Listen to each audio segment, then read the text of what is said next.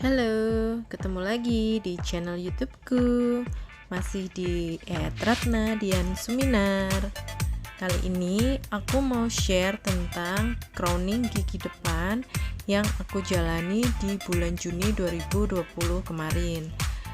Di sini teman-teman bisa tahu kenapa gigiku harus di crowning dan bagaimana proses pelaksanaannya, berapa lama pengerjaannya dan berapa biayanya. Tapi jangan lupa like, comment, dan subscribe ya. Nah, gigiku itu di crowning karena awalnya gigi depanku itu bercelah. Kemudian sudah dilakukan penambalan gigi depan, tapi hanya bertahan sekitar 2 tahun. Mulai Januari 2020 itu sudah kelihatan kalau tambalannya itu retak, makin terlihat di Februari 2020. Dan di Juni 2020 sebagian tambalan itu udah ambles. Lalu ini yang aku lakukan.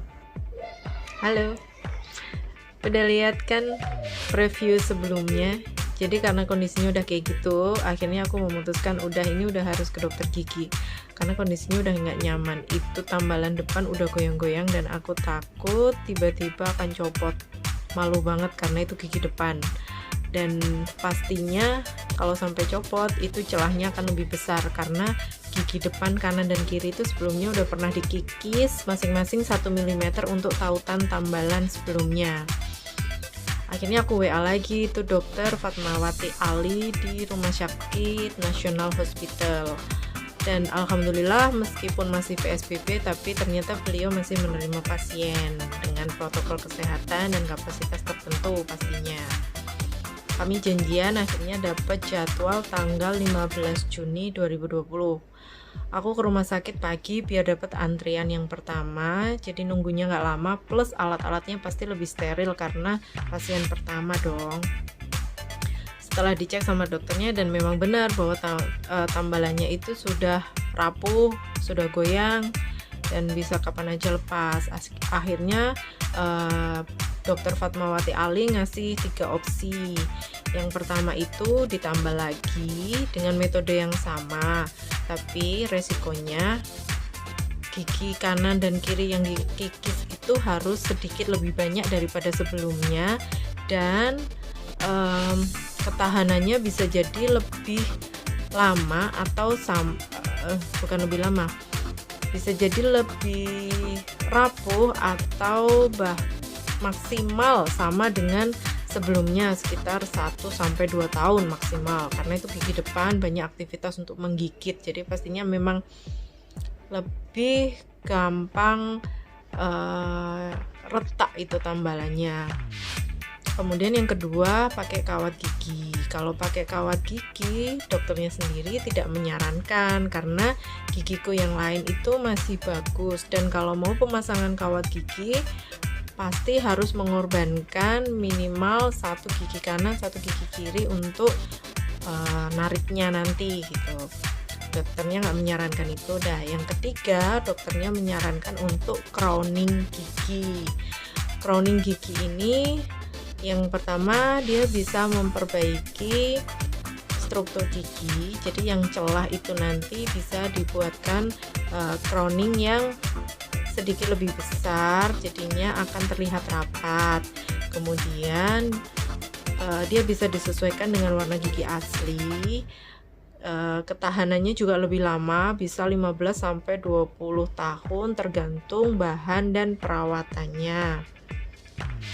Setelah berpikir aku akhirnya memilih untuk crowning gigi karena biar nggak bolak-balik ke dokter gigi dan mikirnya sih lebih ke estetikanya karena ini untuk gigi depan, jadi apalagi aku perempuan suka tersenyum.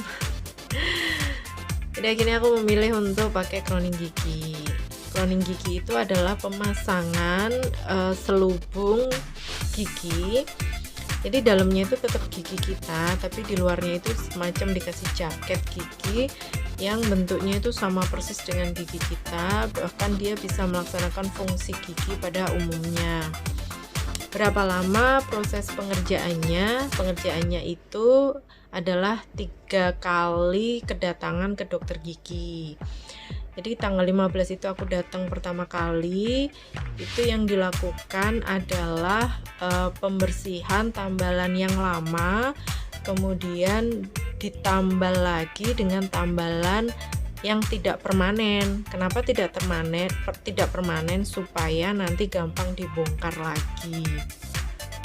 Sebelum dilakukan penambalan yang tidak permanen itu, dilakukan cetak gigi untuk membuat gigi palsu sementara yang akan aku pakai di pertemuan kedua nanti. Itu prosesnya yang pertemuan pertama tanggal 15 itu sekitar 30 menit saja di luar konsultasi ya. Jadi cukup cepat dan tidak menyakitkan. Oke, kemudian seminggu kemudian aku datang lagi di tanggal 22 Juni 2020. Di situ dilepas lagi tambalanku yang tidak permanen itu tadi, dibersihkan lagi. Nah, ini proses yang paling menyakitkan nih pertemuan kedua ini. Ini proses untuk pengecilan gigi asli. Jadi gigiku yang asli itu dikikis kanan, kiri, depan, belakang, bentuknya runcing kayak V gitu. Kalau ngaca sih kayak vampir. Dan aku sendiri nggak berani foto karena itu sumpah lagi jelek banget. Tidak ada foto, tidak ada video. Jadi cukup aku nikmati sendiri rasanya waktu itu, ngilu banget waktu dikikis, sakit, dan karena sakitnya untuk proses pengikisan gigi itu aku dibius sama dokter. Proses totalnya itu sekitar 1 jam untuk pengikisan gigi, dan karena waktu itu gigiku sudah mengecil, otomatis harus ditutup dengan gigi palsu sementara. Sebenarnya kalau nggak mau ditutup juga nggak apa-apa sih, cuma aku karena waktu itu kondisinya aku sudah kerja dan bisa jadi tiba-tiba aku harus buka masker sebentar, atau aku harus ketemu tetangga, atau di depan suami kalau giginya seperti itu kok aku juga nggak pede. Akhirnya aku tetap mau pakai gigi palsu sementara. Dan jangan bayangin gigi palsunya itu bagus dan enak dilihat, itu nggak bagus sama sekali. Warnanya jauh berbeda dengan gigi asli, bentuknya besar, terus 2 gigi depan itu nempel jadi satu. Jadi kebayang dong gedenya kayak apa di depan. Untungnya waktu itu lagi kita wajib pakai masker, jadi di kantor itu aku full pakai masker, sekaligus untuk nutupin gigi itu tadi. Dan yang paling bikin nggak nyaman adalah itu nggak bisa buat gigit, dan memang nggak boleh gigit. Jadi makannya pakai sisi kanan ataupun sisi kiri. Nggak bisa makan yang keras-keras, yang alot-alot, nggak nyaman, agak ngilu juga. Cuma ya itu harus dijalani, toh cuma seminggu, sambil menunggu gigi cetakan crowning giginya. Nah, setelah gigiku dikecilkan itu dicetak lagi untuk crowningnya. Akhirnya baliklah ke rumah. Seminggu kemudian aku balik lagi tanggal 29 Juni 2020. Di situ langsung sama dokternya dilepas gigi palsu sementaranya, dibersihkan lagi. Nah, di sini sakitnya hanya pada saat proses pengeringan karena mau dilem supaya lemnya itu awet dan kuat. Kondisi gigi itu harus kering, jadi itu benar-benar disemprot angin sampai rasanya itu ngilu banget. Itu setelah kering langsung dikasih lem dan dipasang gigi crowningnya. Aku pikir gigi crowningnya itu bakalan kayak gigi palsu sementara yang 2 gigi jadi satu langsung dipasang berbarengan. Ternyata enggak, itu benar-benar kayak gigi asli, jadi dipasang satu persatu dan bentuknya sama banget dengan gigi asli. Teksturnya gelombang, tekstur luarnya, warnanya, kemudian kayak bergelombang, itu juga sama persis dengan gigi asli. Dan setelah dipasang, dibersihkan lemnya, itu rasanya udah kayak aku dengan gigiku sendiri gitu, nggak ada bedanya. Proses adaptasi sekitar 1-2 hari, dan setelah itu rasanya ya udah kayak gigiku sendiri, nggak ada rasa yang aneh, nggak ada rasa yang ganjel, nggak ada rasa yang ngilu, terus nggak merasa ada benda asing di situ gitu. Itu bisa menjalankan fungsi sebagaimana mestinya gigi asliku, seperti halnya gigi asliku. Ini kalau teman-teman lihat nih,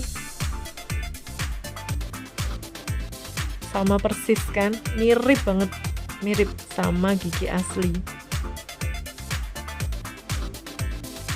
Nah, itu teman-teman pengalamanku untuk crowning gigi.